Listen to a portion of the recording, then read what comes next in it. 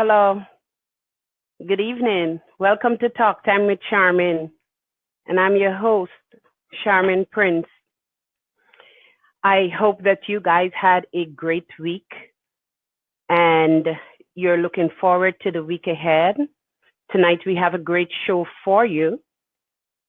Um, I have two social workers that will be joining us. The month of March was National Social Workers Month. We missed it, but nevertheless, they're here tonight.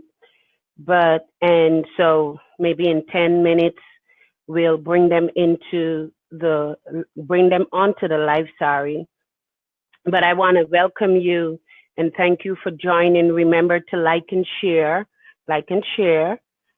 Um, there's a lot that is happening around us, but and I hope we're all paying attention and doing whatever is best or utilizing the resources that we have to make a difference in the world, in our communities. Um, if you're celebrating your birthday or you have a birthday coming up in the week, happy birthday to you. And I pray that you continue to fulfill your dreams. If you had an anniversary or you got married, whatever milestone, congratulations. Keep up the good work. If you graduated from college, the sky is not the limit. There is a place beyond there. Soar for that place and follow your dreams and take risk. Uh, yes. Thank you, thank you, thank you, thank you, thank you, thank you. Um, I think I have one of my guests on. I will actually wait for the other one so that I can bring both of them into the room at the same time. Remember to share the live with your friends, invite someone, call a friend and tell a friend that Talk Time with Charmin is on. And we have two professionals that will be joining us, two social workers. And I am excited tonight. I don't think I've ever been more excited for a show than this show, for a number of reasons. Because I work in human services, um, I understand the journey. So it is important for us to have this conversation tonight.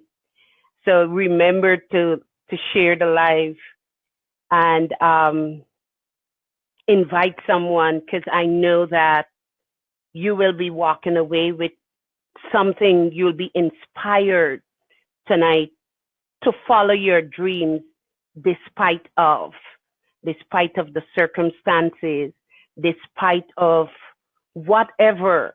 You can follow your dreams. So remember to um, like and share. I was waiting for both of my guests to join, but I don't want.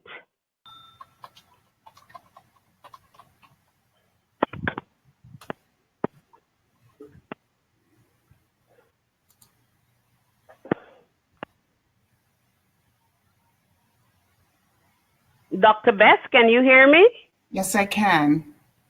Good evening Good evening. and welcome to Talk Time with Charmin. And first of all, thank you for agreeing to appear on the show.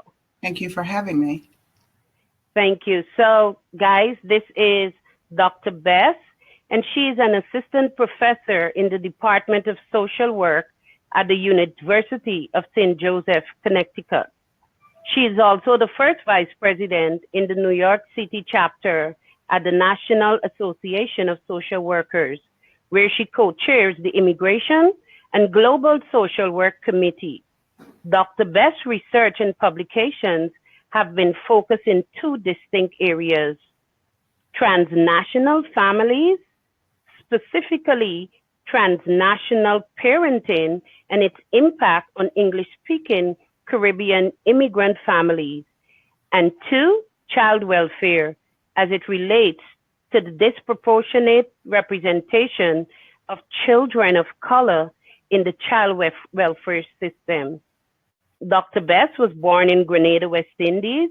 She migrated to New York City as a teenager and credits part of her success to the support and guidance she received from her mother, grandmother, and some of her teachers in elementary school. Welcome, Dr. Bess. Thank you. I'm adding.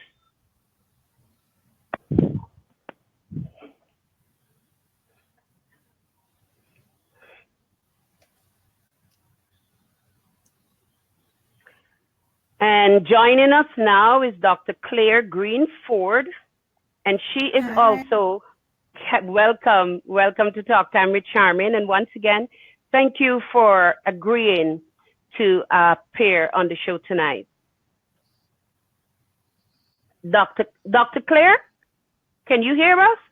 Can you hear me? Dr. Claire, can you hear me? Yes, there's some static. Okay. Do you have a headphone? I'm not on headphones. Yeah, that's why we're having the static. Can you hear me? Yes, I can. Okay, great. And it's clearer for you? Okay, perfect. Yes, it was okay. A bit slow just now. It was freezing. Okay. Dr. Claire Green Ford is a New York State licensed clinical social worker whose interests focus on the intersectionality of behavioral health and social disparities. She's an advocate for holistic and culturally relevant practices and is involved in various community and professional service organizations. Dr. Green Ford is passionate about addressing health and wellness back home in Barbados, as well as the larger Caribbean, and is currently seeking ways to use her expertise to help make a positive impact in these areas. Wow. Thank you so much, Dr. Green Ford and Dr. Bess, for joining us tonight. And Dr. Bess, before you actually joined us, I was saying I am extremely excited about this show tonight. And I really want to say thank you again. And I have my first question for both of you. But you know, before we begin the interview, why don't you guys take a minute? I mean, I did the bio, but just you introduce yourselves. Tell us something that wasn't included in the bio. Dr. Bess, you want to go first? Sure, absolutely. So I would say I'm a mother, and what else? You know, I think it's really important to give back. And so part of the work that I try to do is to be able to mentor young people. And so I do that through my work at NASW as well as in the community that I work in. So I think that's really important. I think the other part of it is also, while I migrated here many, many years ago, understanding and keeping up with what's happening in the environment now with our government around immigration and the really draconian policies that are happening, just being aware of it and sort of sharing the knowledge with people who may not understand what's happening at the moment, and to what extent it impacts them. So writing and publishing around that area is really something that I do a great deal of. Okay, thank you so much. Dr. Green Ford? I would say what's not included in my bio is that I am a very, very strong woman of faith, and God is the center of my life, and is definitely the reason why I believe I'm a social worker, because this was not my plan. This was clearly His. I intended initially to be a medical doctor, and biochemistry was my major when I started in school. However, I think that my life experiences, as well as what I've seen, and the spirit of advocacy that I really believe God put in me, is why I'm a social worker. And I really want to be able to find ways to really impact the health and wellness of the Caribbean diaspora, because we are sadly very far behind in addressing health and wellness in a holistic manner. And I think this is an amazing opportunity, and I'm so grateful to be here. But I really would love for us to be able to collaborate and find ways to really address the health and wellness of our nation, because it's so intricately connected to the success and thriving of our nations and our population. Thank you so much. And you answer my next question partially about what made you get into the field of social work. But you said it chose you, or God chose it for you. Absolutely. Okay, thank you. Dr. Bess, Yes. what attracted you to social work? It was a very similar path. I actually went to college to be a medical technologist. I went to St. John's University and took a class in sociology, and found that I was much more interested in interacting with people as opposed to being in a lab. And I was certainly more interested in learning about people's experiences and wanting to be a part of it and to be able to help and advocate in some way. Like most social workers, there's certainly an aspect of it where I would say that, in trying to help oneself, you do it through helping others, right? And so understanding my journey as a child coming to this country and having to acculturate and address issues that were very challenging for a youngster, make me want to help those that come here and try to make a living or try to have a better life in some ways. You mentioned acculturation, and for both of you, how did you adapt to the new culture when you migrated to the U.S.? Oh, that's a great question. I think I'm still, as long as I've been here, trying to figure out how to adapt. I think that the loss of culture is definitely something that I'm very, very interested in as we do this transnational transplantation, and we look to figure out how do we fit in here and yet still have ties back home. I have this conversation often with my friends who have come here as well, and my friends back home, of there's almost as though you don't fit in. You don't fit in back home because you left, and then you don't fit in here because you're not from here. And as long as I've been here, my love and passion for Barbados has never left. I am Bajan through and through, 246 until I die, and that's how I carry myself. But it's a struggle trying to fit in. It's almost as though you're in no man's land, trying to make impact and inroads and get connected at home at times, and in the larger Caribbean diaspora, because I've spoken to many of my friends from different islands who share similar experiences, is quite challenging. And yet this desire to give back is there. So I don't know all the time that I fit in. When you catch yourself off guard or something exciting happens, the Bajan comes out very much, and as it is right now, and it always will be. And I am very proud of my Bajan heritage. I am absolutely blessed to have been born on the rock and the gem that I have been. And yet I know that it is challenging, because there's the sad moments of feeling that loss of culture and connectivity to who you are while trying to get a better life. Thank you. Yeah. Dr. Bess. Not unlike what Dr. Greenford has just described. I think for me, It was very difficult, very difficult. The acculturation process, including adjusting to the weather, adjusting to the food, adjusting to not being able to freely walk around like you can. Like we arrived in New York City, and life in New York City is very, in the winter particularly, very closed, right? When you're living in a building, you actually have to go up into an apartment, and it's very confining. And that was very difficult for me to adjust to. Making friends was not easy as well. And so I have to say it was extremely difficult. And the first year, I spent a great deal of time crying and convincing my mother to send me back. I have since adjusted to some extent. And a part of that was accepting that this was my life.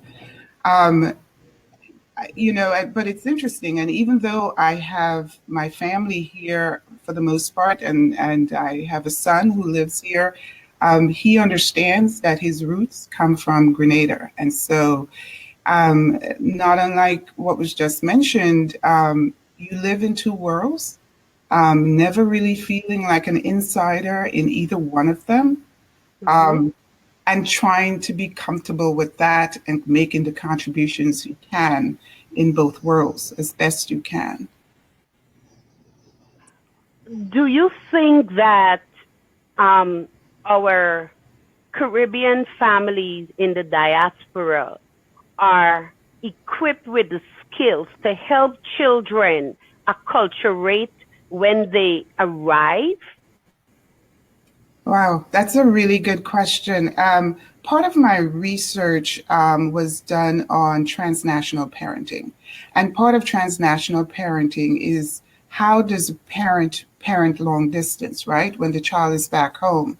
However, in most cases, the women I interviewed talked about reunifying with their children here because of the opportunities that they perceived as existing here based on their socioeconomic status. And so they had to. However, they don't always understand all that goes with having to separate from country and loved ones, even when it means reuniting with family members or with parents. The expectation for the most part is that I have worked hard as a parent. I have taken care of you. I'm sending for you to have a better life. And you should be grateful, and you should be courteous, and you should follow the rules and be compliant. However, the adjustment is so significant for most children, particularly those who have never come to visit, at least, and has no sense of what the United States is like other than what they've seen on television. The adjustment is tremendously difficult. They have to separate from people who were caring for them for a while and readjust to living in a different country, a different community, different lifestyle. And in some ways, their parents have changed, right? Age has changed people. And so that is really a significant component of the acculturation process. It is still a challenge. And what I saw working in the child welfare system as a social worker is that there were far too many teenagers who could not make the adjustment, and as a result either ran away and got involved somehow in the child welfare system. And that was really, really sad. So I don't think enough is being done to help parents understand the need to find some type of compromise in helping their children adjust. I will say, though, that some have, and some are really smart about it. And what they've done is they've had their child or children come to visit in the United States for brief periods of time during the summer before actually bringing them up permanently. And that has helped with the adjustment.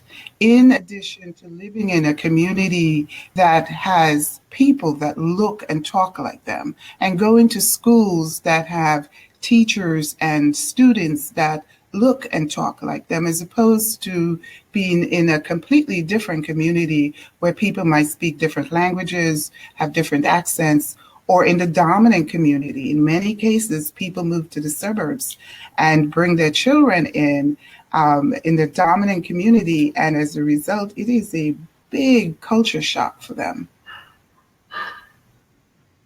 Dr. Greenford, would you like to add anything to that? I mean, absolutely. I agree 110%. I do think it's a huge culture shock. And I do think that, we need to be able to understand the social and emotional implications of leaving for both the parents, the community, and the child that's coming into the environment. I am a very big proponent of neurological development and social emotional learning and understanding how these things impact. I do agree very strongly with Dr. Best with the concept that there's almost this expectation that you understand as a child that your family has come here for a better life and you should be grateful and you should do all these things. And yet I recently had this conversation with a friend back home who was my longest friend. We've been friends for the last 30 years.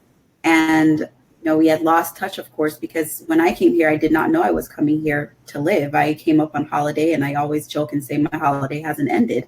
And so there was no ability to say goodbye and terminate. Mm-hmm. And for a long time, I didn't want to make friends because I didn't know if something was gonna happen again. And I recently shared this with a friend this week, and he told me he had no idea that I felt that way. And I said to him, when we reconnected about 12 years ago, I felt as though I got a piece of my heart back because this was a friend I had known since, nursery school. And we, losing touch with him and other friends was really, really challenging. And I don't think that we fully understand the implications that happen and what, that loss means for the child. And we are in cultures where children are seen and not heard. And emotions, feelings are not ones that we are used to talking about, and without understanding how significant those are to the development of the child, and that children are not designed to understand because our brains don't form until we're in our mid-20s. And so we're asking children to have concrete reasoned thoughts that literally they're not able to do because their brains haven't developed that capacity and their emotions haven't developed the capacity to understand it. So I do think we need to do a lot more in terms of supporting that transplantation and also the community at large. And how do we make sure that we have tiebacks to our country so that we don't lose our culture? Because that's very, very important and grounding for many of us. Yeah. Yeah. Thank you so much. Oh, I'm sorry, Dr. Best, go ahead. Yeah, I just want to also add to just build on what you just said, Dr. Greenford, is that the developmental stages that many of these kids are coming in, right, in and of itself can be difficult, particularly teenage years, right? Mm-hmm. And adjusting to that and having to sustain such a loss and then, have attachment issues when they arrive here can be very difficult. And, as a teenager or a tween, one of the things you want to do is to not stand out as much, right? So adapting some of the behaviors and activities that you might encounter in the school system might be very contradictory to what's happening at home and the culture and the expectations of the home. And so not only is the adjustment difficult in terms of the move, but it's also very difficult in terms of negotiating one's place in the educational system as well as in the home, right? And it becomes even more difficult if the parents that were living here have a new family here, like they've gotten married and they have children, and what is that like for that child? So it's a tremendous amount of challenges that can be minimized if we were to do it right and plan. And Dr. Best, how can parents do it right? Or how can we help them to do it right? So it's an excellent question, right? Parenting in and of itself is a very difficult thing. As a mother, I can tell you that. But what is really significant is significant to know about Caribbean families is they love their children, and usually their children come first. But the culture they came from is not as connected to the socio-emotional aspect of the child's development. And so I think working with the helping professionals, whether it's social workers, whoever they are, helping parents understand the developmental needs, the developmental stages, what are some of the behavioral expectations, helping them understand that when you experience a loss, depression might be one such symptom, and what that looks like, and not necessarily thinking the children are rude or trying to be difficult in any way, right? So I think there can be some support for parents to just like a psychoeducational support group, for lack of a better. As a social worker, I think in terms of support groups, and I think in terms of psychoeducational communities, to help parents just to understand that about the child and to expect certain behaviors. And gratitude may not be the first thing. 20 years down the road, they may be able to say, yeah, I am really grateful you sent for me, and I was able to go to college and get an education and provide certain opportunities for my children, but certainly not when you first arrive, right? And so it's a question I think requires a more extensive response, but just off the cuff, I would say understanding children's developmental stages and understanding the impact of the immigration process itself, as well as the acculturation process around how it traumatized them. Because many of these kids were traumatized, and they may need support and help to deal with the trauma of and getting validated for their experiences and thoughts and feelings. But coming from societies where trauma or trauma-informed care is foreign, or support for traumatic experiences are non-existent, if I can say that. So when these children come into this new environment, because of the background, the psychological well-being of those children are not the focus, or is not the focus. Right. But how can we help parents, because we're losing so many of our children to the system because of that, right. And because the families don't have the understanding of what is happening. So how can we help those families? So I think we might have to connect to the churches. The church is a significant part of people's lives from the Caribbean, regardless of where they are. It really is a significant part. And I think through that can be like a central place where psychoeducational information can be provided. I think another significant part of the trauma that one experiences as a child is understanding what it means to be a Black child in this country. And we can't separate that from everything else. When you're walking down the street, what they see is Black. And what that means in this country is not positive. You're not the most valued, right? And so having to adjust with how you're perceived just because of who you are racially can be traumatizing to any child. But particularly so for children who grew up in environments where everyone around them looked like them, their teachers, they're the leaders of their country, their doctors, their attorneys, and coming here and seeing something quite different, and not only seeing something different, but knowing that you are not valued as much is another aspect of the trauma-informed intervention that is needed. So I think the church might be the best place to begin. Dr. Greenford? It's a little choppy, so hopefully you can hear me. I do think that Dr. Bess is spot on about incorporating the church. And so when I talked about the belief, my strong belief in culturally relevant practices, that's one of them that I'm speaking of, because we have to understand a community before we try to make impact in that community and use the community to come up with solutions on their own. And that's a very social work-based approach. The church is a huge resource, or I should say religious institutions, whether or not it's a temple, a mosque, whatever those things are, that's a huge part of health and wellness.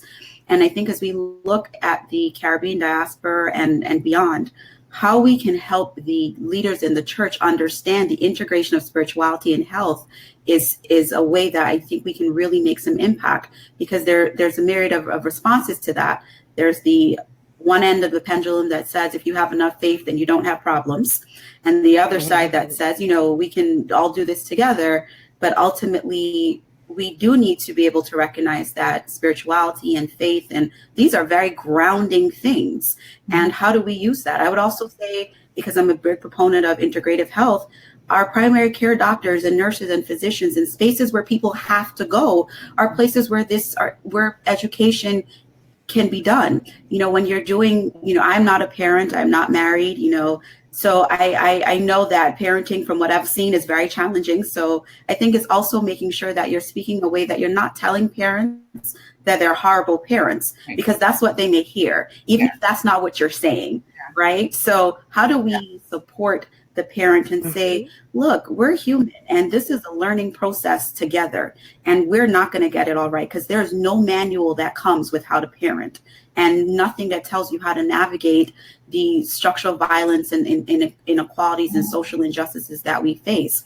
But using those spaces where we know for sure that we are going to have a collective there, why not? There's many interventions that show barbershops and hairdressing salons are using their spaces to promote health in the community, and it's working, because go where the people are. I really, really believe that. And Dr. Bess is amazingly spot on in terms of this, and I know some of her work from before, so I do think absolutely agree that that's a really critical point. And how do we also support our educators, right? So we don't want educators to feel as though they have to be therapists, because they're not. But how do we give them some tools and resources to know what to identify and how to put that to the person that can help?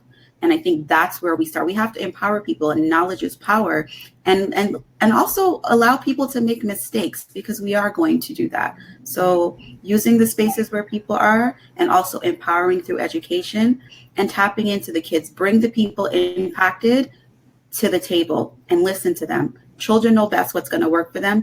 Each of us as individuals knows what's going to work best for us. Yeah, absolutely. I agree. I just want to add a thing, one more, two issues. One is the strength-based approach, right? Which is what we're talking about. And in terms of trauma-informed interventions, thinking in terms of what happened to you, as opposed to what's wrong with you, and moving from that space to, people would be much more accepting of it. So that's important. The other thing I think we don't look enough at is the responsibility of the government back home. These parents are sending more money in remittances to their countries of origin, that is supporting in many ways the country, right? Financially. And so what are they getting in return? When the governments when election is coming, many of them come up here and campaign to get support from nationals living in this country. Well, what are you doing for the people that are here whose children are home or whose children are on their way to coming? How can you support that transition? Right? You can you when you're looking for money and you're looking for remittances and you're looking for votes, you are always here. And I have been at some functions where they're government supported, right? Different political parties. So I think we need to hold some of the governments responsible in some way to provide and to highlight the need to help many of the children that are left behind and are engaged in transnational parenting. Yeah. I guess for those of us that are in, and this is just a follow-up comment from what you just said, Dr. Bess, those of us that are in the diaspora would have to support the locals back home, because there is not that drive. I don't know if it's a drive, or because it's not known in our countries that we make demands of the government, so it's not done. Mm-hmm. So whatever is offered to us, we accept. Right. So how would that be done if that's the paradigm that we operated and that we were socializing? How do we make that shift to make demands of the government? Advocacy is a huge part of social work. And so I just did a panel yesterday at my alma mater, and I said to the social work students, as a social worker, we are professional troublemakers. And so that's what we are really there to do. We are supposed to challenge systems. I mean, none of the advances in our field would have been done if we were sitting around saying, okay, we're going to accept it as what it is. I often, remind myself of Angela Davis's quote that says, I am not going to accept the things that I cannot, change. I'm going to change the things that I can't accept. And so we have to hold our leadership accountable and also help empower people to know that government serves at the will of the body, and the body often forgets that. We need to highlight what the issues are. If just as in done in any elections, America and any spaces around, you are able to lobby for the things that you need and tell your leadership, this is what I care about, and not I as an individual, but I as a community, because there's power in numbers, and saying, we expect that you provide these type of services. There's a huge gap in need. I often think about the brain drain, for lack of a better phrase, of all of us that leave. And then this talent pool that is gone from our country and our communities that could best serve our countries and communities. And as I mentioned when I first started, the challenge of getting that back and being accepted. Trauma-informed, culturally relevant practices, neurobiology, child welfare development, these are all skill sets many of us have, particularly as social workers. I can say that for myself, but trying to give that, sometimes it's not received. And so we have to let our leadership know, and our representatives in the countries that we're in know, this is what's important to us as a community, because we are dying literally and figuratively. We are suffering unnecessarily. Our mental health and physical health are intricately woven together, and we don't seem to recognize that. There's a strong correlation between HIV, high blood pressure, diabetes, and depression and anxiety, two of the world's leading disabilities. And these things impact how your brain development, your anxiety, and we have maternal anxiety and depression being passed on. So there's a much larger implication for when we ignore this than what's right in front of us. And I think particularly coming from the Caribbean and the culture that we don't talk about feelings and emotions or what's happening at home or any issues with alcoholism and all the different things, helping people understand that when your individuals and your constituents are not well, your country is not well, because it has direct implications for your social, your economic, and your growth in general. So I definitely believe that advocacy is a huge part of it, advocacy plus education, plus being very comfortable and firm knowing that in the space of advocacy, you will oftentimes stand alone. But I'm very proud to say that as a social worker, I am a professional troublemaker. I like that. Can I just add something? Sure. I agree wholeheartedly. One of the things that most countries from the Caribbean have here that's pretty active and is the hometown associations. And Dr. Lear Matthews have written about it and studied this issue. And in many cases, these people are generally the more educated and more financially solvent group of people from those areas. And so they have power because when they do fundraising for their country, whether it's to build a hospital or repair the roads or build a library, that is, that's clout. So I think they can make a difference if they were to put it out there.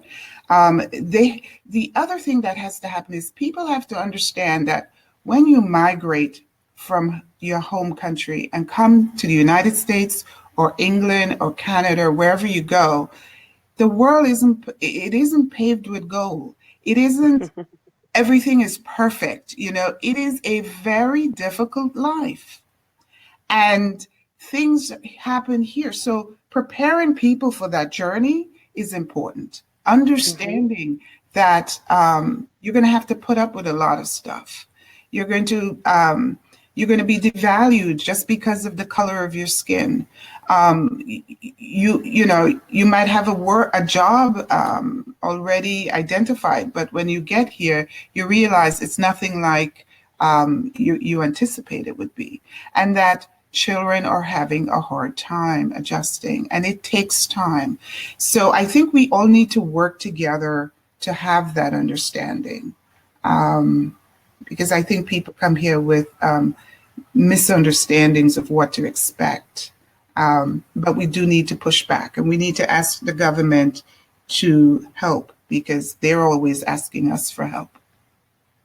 Before we continue, I'll take a break so that we can go to the comments because I'm seeing some comments coming through to see if there are questions for you.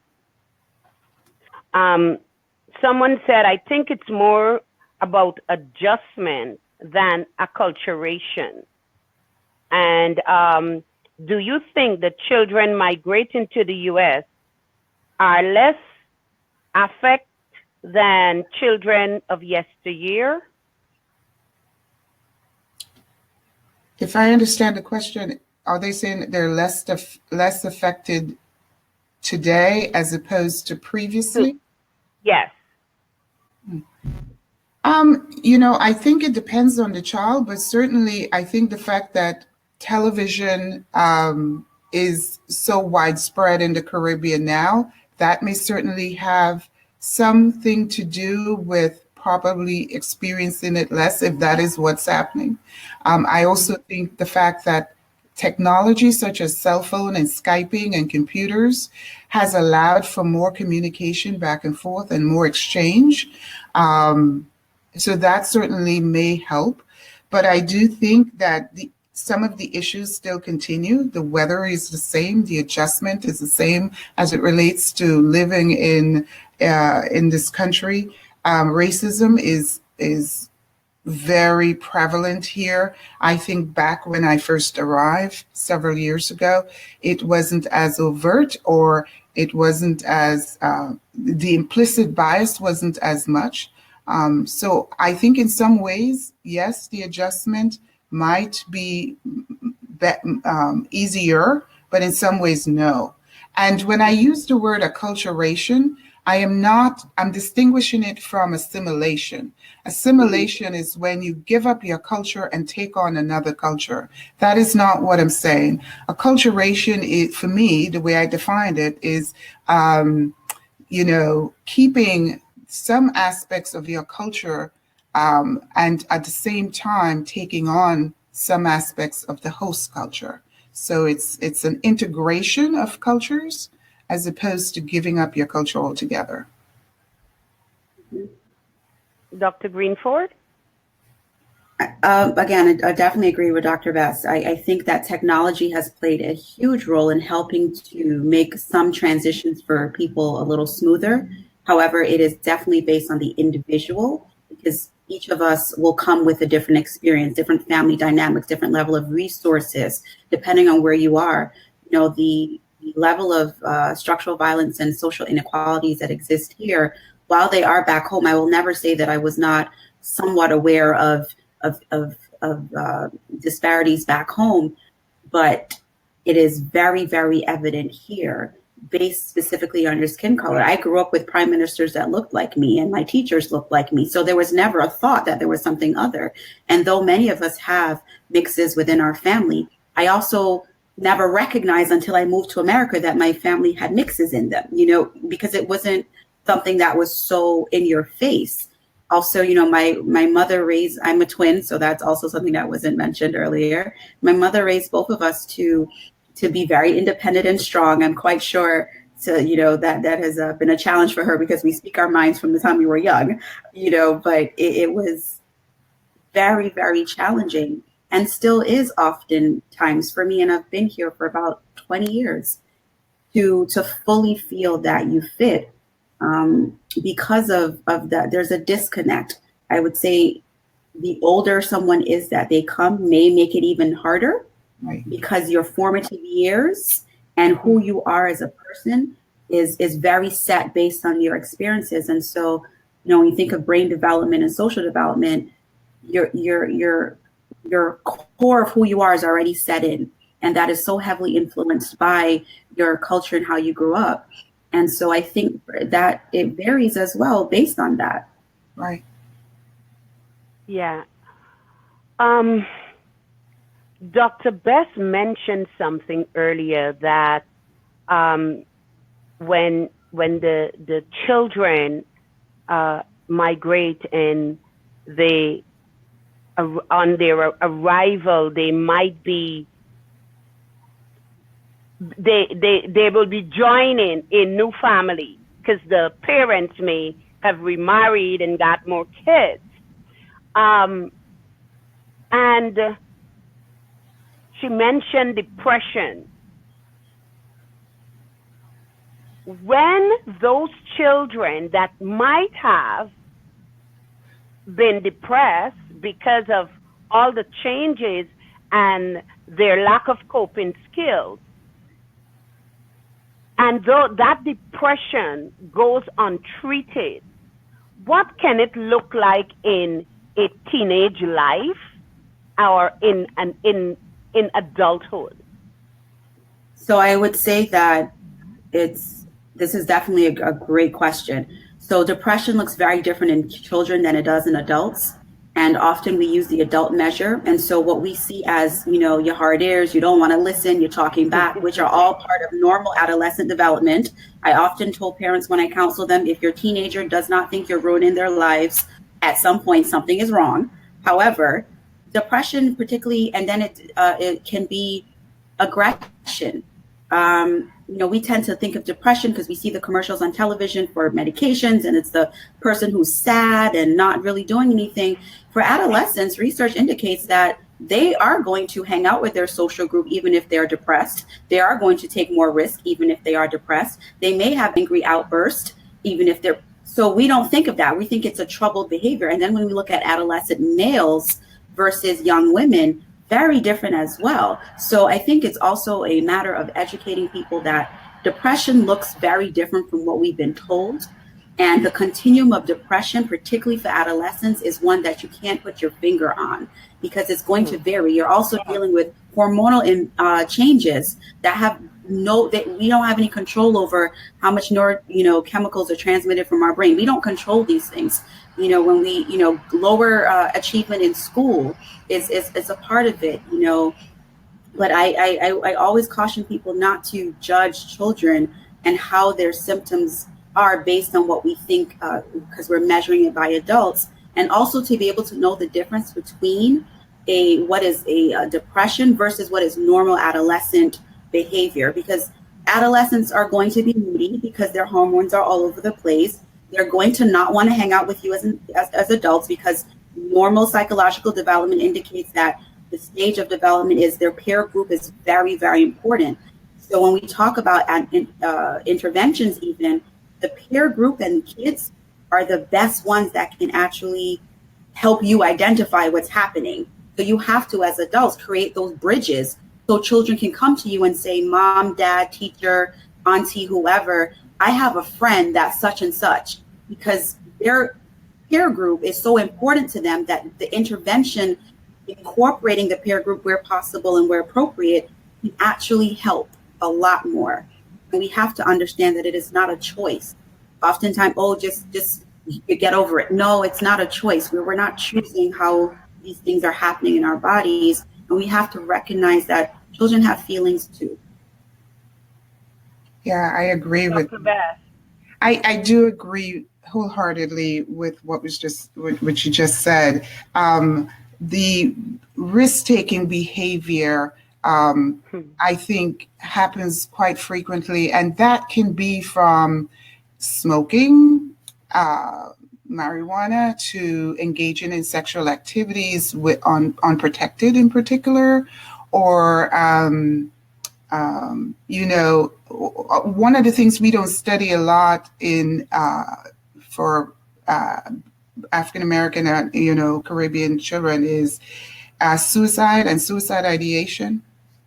And sometimes, because of a religious conviction, it's not going to look like an average suicide attempt, but putting yourself in spaces where you might get hurt could be one way of them maybe engaging in suicide attempts and ideation. And we need to be concerned about that. I think parents need to be approachable. They need to, I'm not saying you have to be your child's best friend, but, and as a parent, I've made a lot of the same mistakes, but you have to be able to be approachable so that when they know they've reached rock bottom, they can say something to you. And you have to be attuned to your children as well and observe them and observe patterns. Sometimes we're so busy working and taking care of everything else, we don't pay attention to the small, subtle behavioral changes. And that is something we need to be more in tune with. Our children's psychological and emotional well-being, their behavioral patterns, and being more approachable without feeling that you have to be their best friend. And I would add support for parents as well, because parents are also going through similar. We often talk about children, but there's a very strong correlation between the health of the parent and the health of the child. And so we also want to make sure that we're finding ways to promote the health and wellness of that parent, because the parent, is also going through loss and change and transition and fear and worry. And, I still don't understand why my mom worries the way she does about me, but I've just accepted that is what comes with being a mom. And so I am saying, okay, but all those things come with it, and you want the best for your child. So we want to also make sure that we use what we have to help support the parents as well, and let them know it's okay to not have the answers. It's okay to say that you need help. If you want your child to go to you for help, we also want you to know that you have some people that you can go to for help. That's very true. And depression is also very prevalent. And most people would not identify it or accept that they're experiencing some form of depression. And because mental health is not something we've embraced as a culture, right?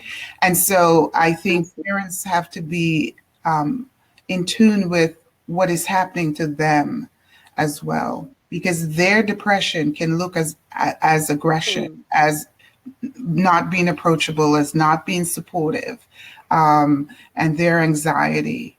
Some parents can't sleep until the child opens the door and closes the door shut at night, given the environment in which they're living in, right? And so that contributes to a lot of anxiety as well. So you're right, parental depression and well-being is very important. and supporting them. Thank you so much. If you had two important tips to give to parents, what would those tips be? So can I ask for a little more elaboration? And this is a follow-up from what we just discussed about the parenting and the child, and you mentioned that the parent should be in tune with the child, but the parent is working, the parent might be a single parent and is providing and don't have that time to pay attention, to see behavioral changes, to notice anything. What can you say to that parent to introduce maybe a tip or two on how to change that paradigm or in the home? So I'll tell you what I've done as a parent, because it's even when my son was born here, there are still issues, right? I would take time when we would travel or go shopping in the car to have those very nonchalant conversations in a car. It's moving. He can't walk out, or, so simple things like that. There are times when we would definitely once a week have a meal together where we're both sitting at the same table having dinner, or any meal. You would be amazed just sitting there with the television off and no distraction, where you're actually having a conversation and a meal. That is another tip that I think can be helpful. And there was something else that slipped my mind. Oh, having, like, for instance, I have a niece and she was close to my son, and there may be things I know my son wouldn't tell me. But I was close to her, and there were things he would tell her.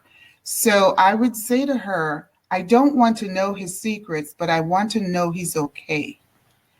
And for instance, one night my son was celebrating his 18th birthday. I shouldn't worry at 18, right? But he didn't come home that night, and he texted to say he's fine. And the next day he didn't come home right away. And I called and he didn't pick up. And that, it was very concerning to me. So I called my niece and I asked her to call him and see what was going on. And he was sick, on his way to the emergency room, because he was drinking with friends. They were having a good time, and he's not someone who drinks. So he must have gotten alcohol poisoning and dehydrated. His friends knew enough to call the ambulance. He was afraid to tell me, Mom, this is what happened. But he told my niece, and she was concerned enough to tell me, I don't want him to, but this is what's happening. And so I called his friend and to find out where they took him so I can be there. And when I arrived, I tried very hard not to be angry, because my concern was that he was going to be, for him to be okay. I was angry, but I had to hold it, and I had to be present for him in the moment to make sure he was okay. And then when time allowed, to have that conversation about what happened and what are the lessons learned here, from this experience. Dr. Bess, you said something important, that and my question is, how were you able to control your anger? I knew for a fact if I went into the room angry, it would shut him down. I also knew that underneath my anger was love and concern. And I didn't want to lose him. And so I tapped into that concern, and I wanted him to know how much I cared about him, and I didn't want to lose him, but I need him to be the person to tell me what's going on. So I allowed for that to take place. And then I called my mother up later on, and I shared my anger, and concerned. And, I spoke to a couple of girlfriends. So I was able to get it out, but not with him in that moment. I couldn't do that in that moment. And how important was that to both of you? I think it was extremely important because I'm usually the first person he calls. Even today at 30, when something is really going on, he would call me and said, "Would you like to have lunch?" And unfortunately, I'm thinking, not all the time when he has to have lunch with me, something is wrong. But I think there's something he wants to tell me, something that's important to him.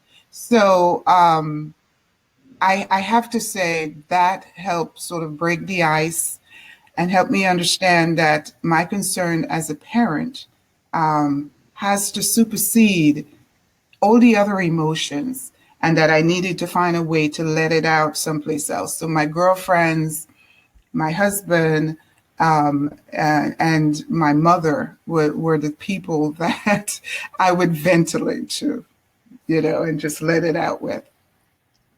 Yeah.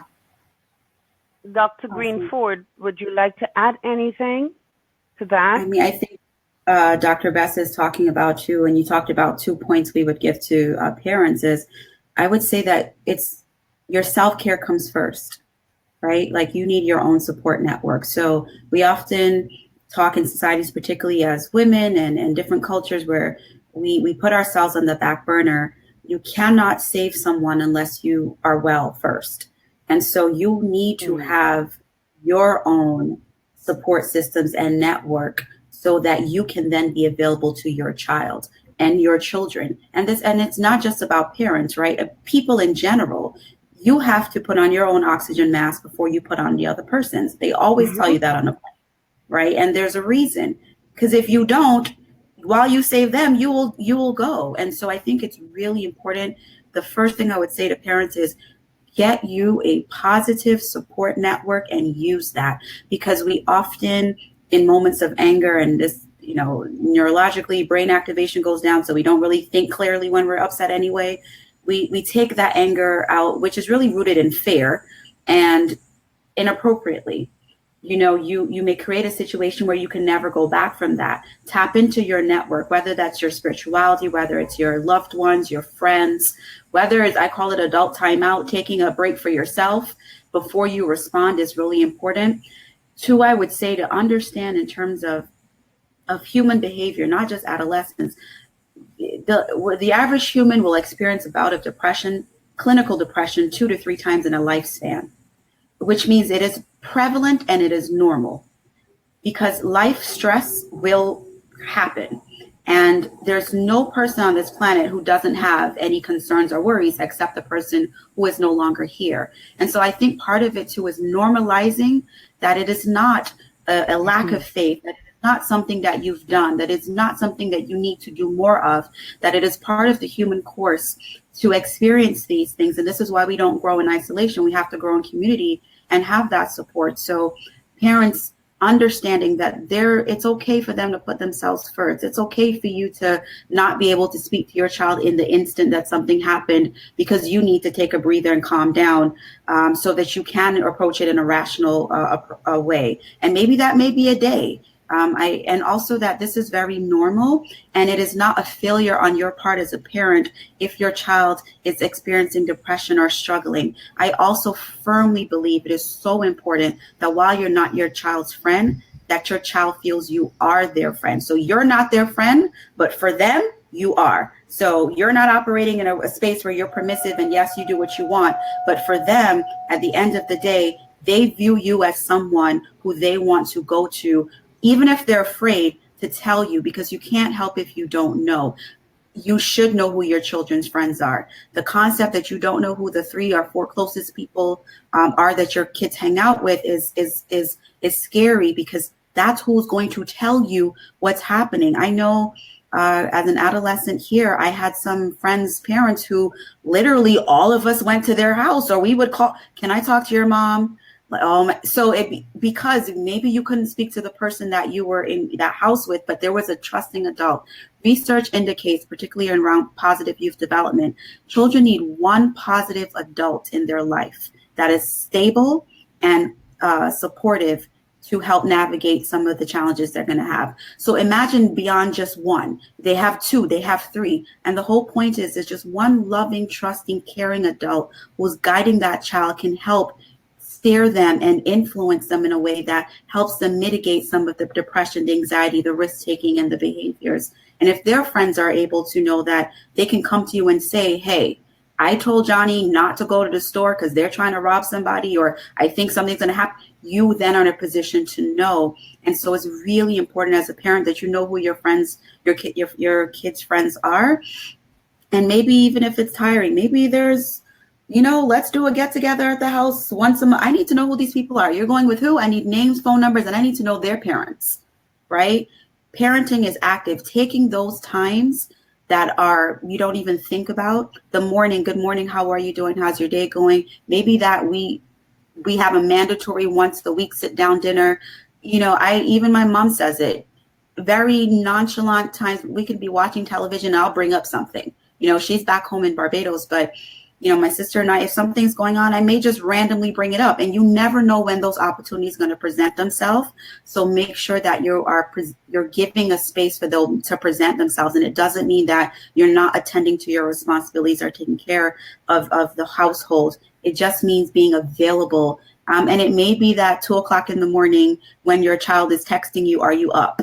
And you probably will not be, or it may be that you're in the shower and your child says, oh, can I ask you a question? Those are the times that you want to create. And those are very short time frames that builds upon the concept in their mind that I can go to mom, dad, auntie, uncle, whoever, because it doesn't matter. So long as this child has someone to go to, that's what matters. Thank you so much.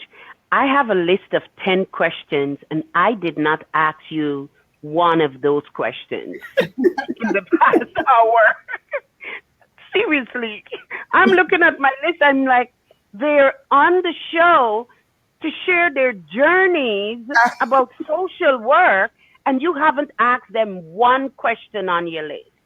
And it's an hour expired, but that's fine. The show went in the direction that it was supposed to go.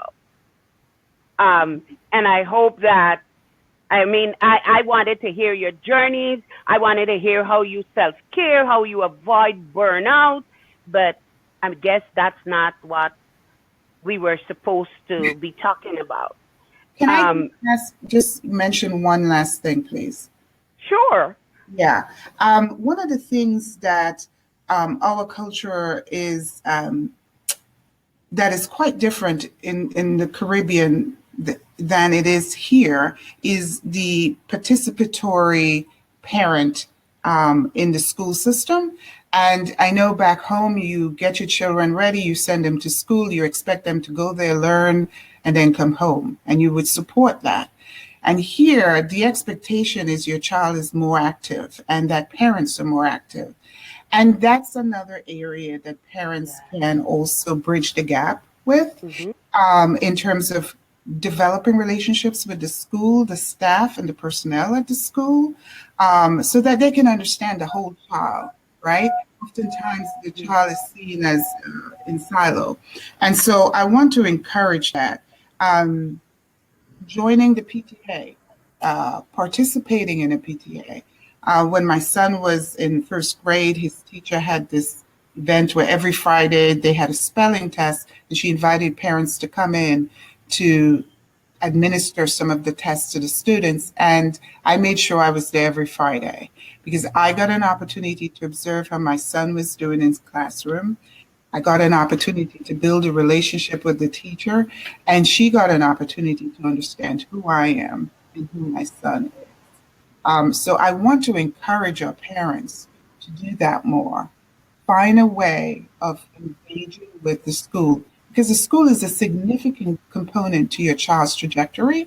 The school to prison pipeline is no joke, especially for Black children and Black boys. And I want to encourage people to mitigate that by being involved. Wow. You raise a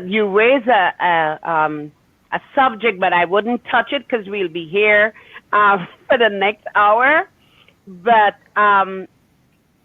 as members of the Caribbean, the social workers organization here, are the needs that we identified in the last hour on the agenda of the organization?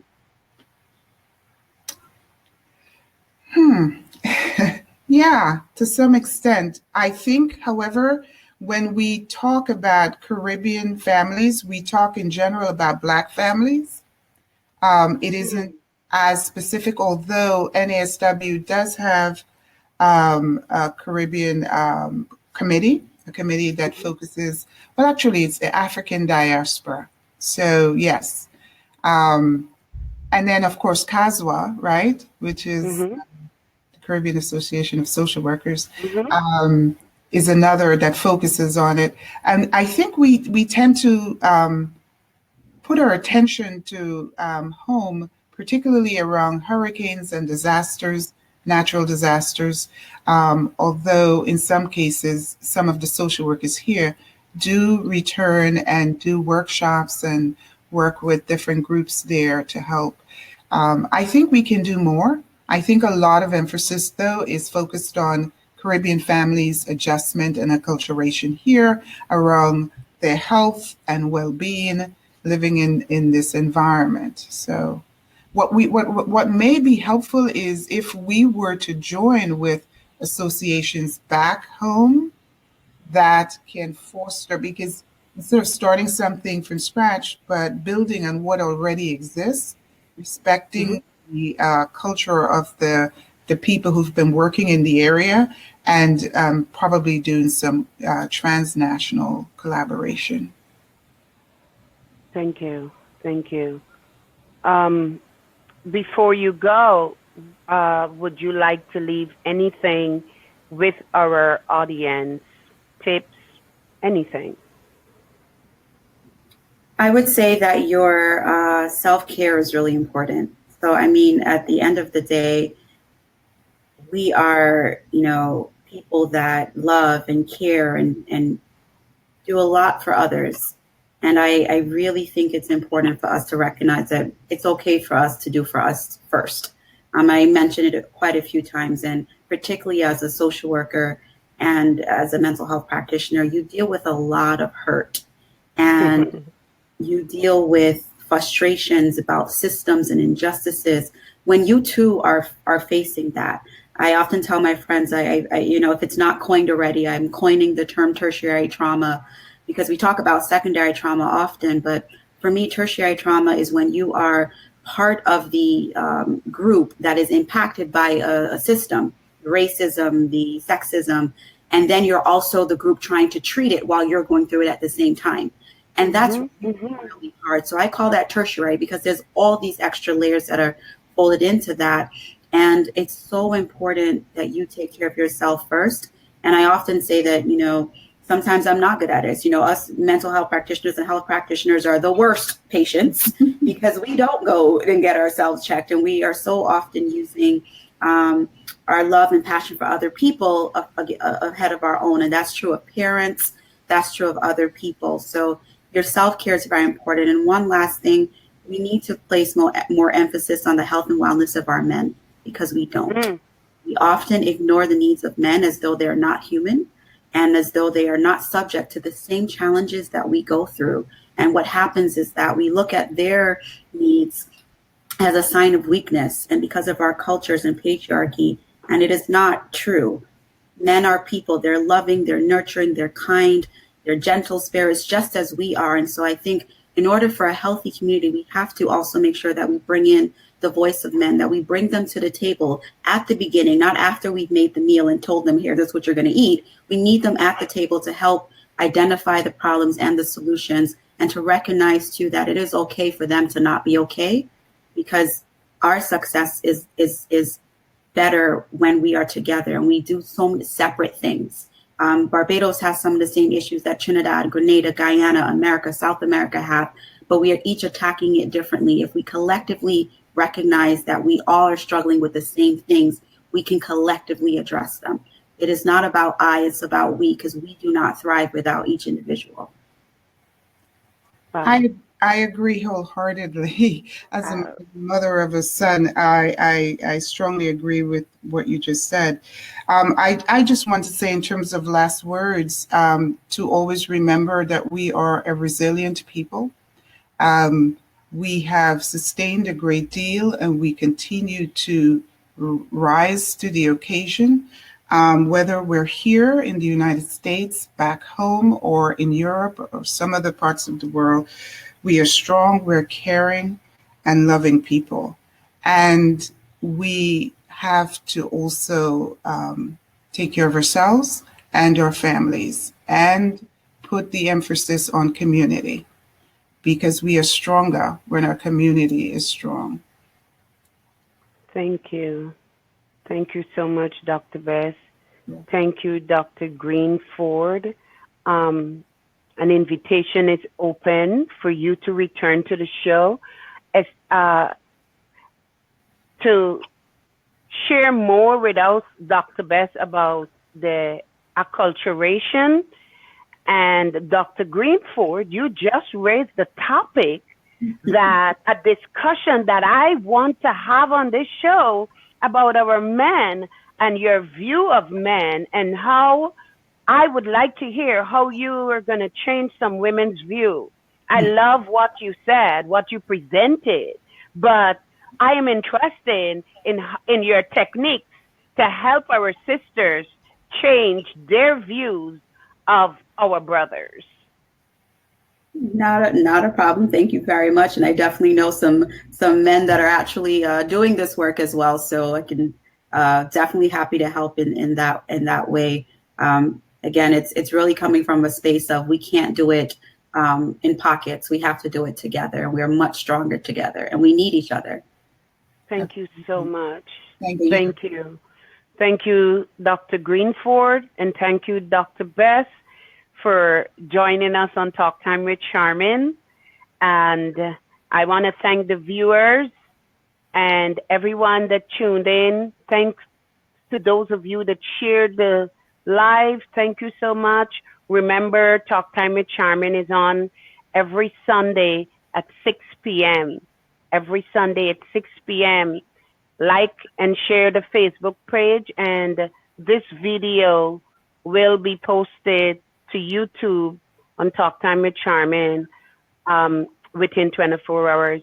I want to say good night and have a great week. Thank you for joining us. Thank you. Thank you. Bye-bye.